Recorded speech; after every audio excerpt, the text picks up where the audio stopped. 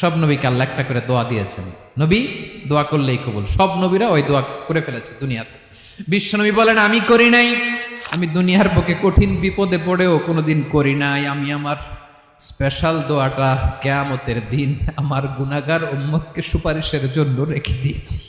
আজকে আমি তোমার দরবারে দাঁড়িয়ে কিয়ামতের দিন ওই দোয়াটা করছি, আল্লাহ আমার যে উম্মতের হৃদয়ে যাররা পরিমাণ ঈমান আছে, আমার একটা উম্মতকেও তুমি জাহান্নামে ঢুকাতে পারবা না। বিশ্বনবী একবার ছাগলের রান খাচ্ছিলেন, খেতে খেতে বিশ্বনবী বলেন আনা সাইয়্যিদুন নাসি ইয়াউমাল কিয়ামা, আমি কিয়ামতের দিন সর্বশ্রেষ্ঠ হব, মানুষের মধ্যে সর্বশ্রেষ্ঠ সেরা আমি বিশ্বনবী। আলহামদুলিল্লাহ পড়েন।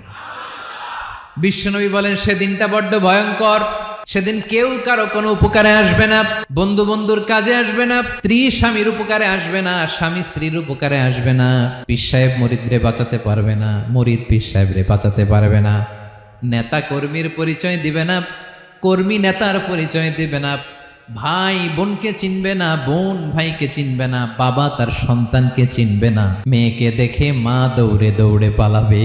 বড্ড ভয়ঙ্কর দিন। বিশ্বনবী বলবেন জমিনটা এখনকার মতো থাকবে না, পুরো জমিনটা সমান হয়ে যাবে ফ্ল্যাট। এখন তো গোল, তখন ফ্ল্যাট। সবাই এক জমিনের উপরে দাঁড়াবে, সূর্যটা মাথার কাছে চলে আসবে, সূর্যের গরমে মানুষের মাথার মগজ গলে গলে কানের ছিদ্র নাকের ছিদ্র দিয়ে বেয়ে বেয়ে পড়বে। সবাই হয়রান পেরেশান ক্লান্ত শ্রান্ত। মানুষগুলো বলবে বাঁচার কোনো উপায় নাই।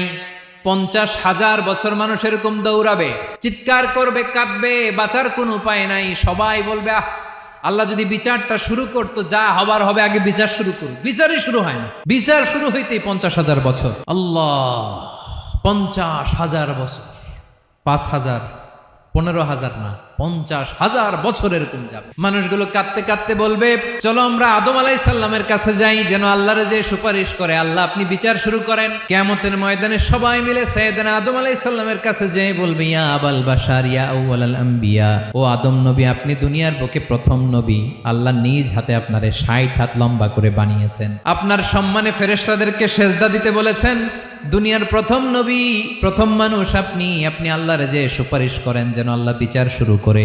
আদম আলাইহিস সালাম বলবেন আমি পারবো না, কারণ আল্লাহ আমাকে একটা নিষিদ্ধ গাছের কাছে যেতে নিষেধ করেছিল, আমি ভুল করে এই গাছের ফল খেয়েছি।